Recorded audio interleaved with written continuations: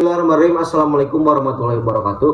Perkenalkan, nama saya Henry Abdin Kurniawan, jurusan Hukum Tata Negara semester 3 kelas B dengan NIM 124-30387. Di sini saya akan membuat video untuk memenuhi tugas UAS mata kuliah Tafsir Hukum Tata Negara.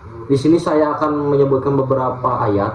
Yang pertama itu ada dalam Quran Surat Yusuf ayat 55 yang menjelaskan mengenai pengelolaan ekonomi.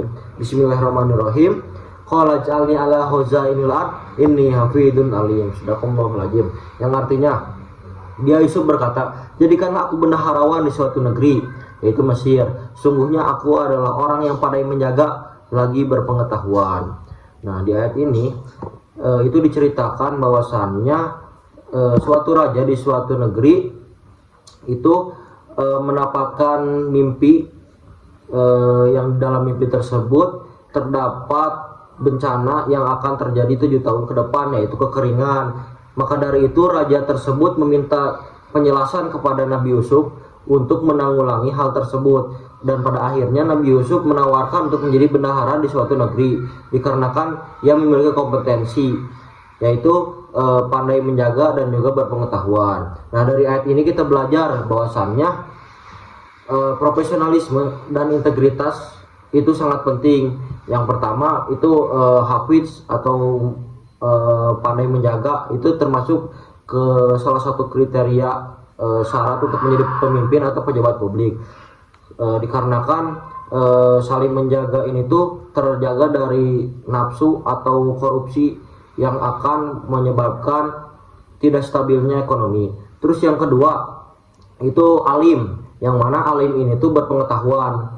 Nah, dengan kriteria dua tersebut itu bisa menjadi syarat untuk menjabat publik ataupun pemimpin. Nah, terus yang kedua, di dalam Islam itu kan tidak boleh berambisi untuk menjadi pejabat. Tetapi di ayat ini dijelaskan bahwasanya ketika seseorang itu berkompetensi, maka tidak salah dan diperbolehkan untuk berambisi menjadi pejabat publik ataupun pemimpin. Dan yang terakhir itu di dalam ayat ini, Nabi Yusuf itu bukan bermaksud untuk sombong, melainkan sebagai transparansi kualifikasi untuk menjadi penguasa atau pejabat publik di era krisis atau di era darurat, supaya tepat sasaran dan bisa menanggulangi hal yang akan terjadi di masa depan. Selanjutnya saya akan membacakan dalil ataupun tafsir mengenai hancurnya suatu negeri akibat terusnya moral dan spiritualitas yang ada dalam Quran Surat Al-Kahfi ayat 59 yang berbunyi, Bismillahirrahmanirrahim. Watil kal qura ahlaknahum lama dzalamu wa ja'alna limahlikihim mau'ida.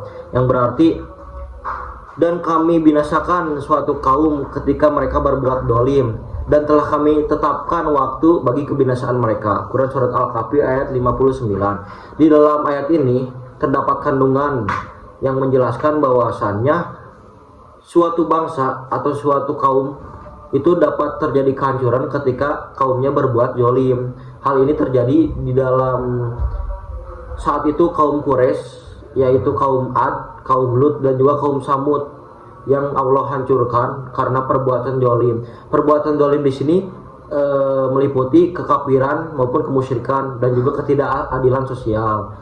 Dengan hal ini Allah bukan berarti sewenang-wenang memberikan suatu ajab kepada kaum, melainkan atas dasar perbuatan mereka itu tersendiri. Terakhir saya akan membacakan dalil ataupun tafsir mengenai pembangunan sarana dan peternakan yang ada dalam Quran Surat Al-Furqan ayat 49 yang berbunyi, Bismillahirrahmanirrahim.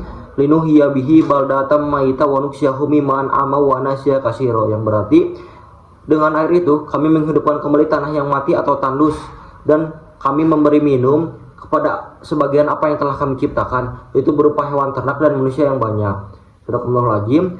Di dalam kandungan surat ayat ini terdapat fungsi vital air hujan yang terlihat begitu biasa saja, namun sangat berarti bagi kehidupan.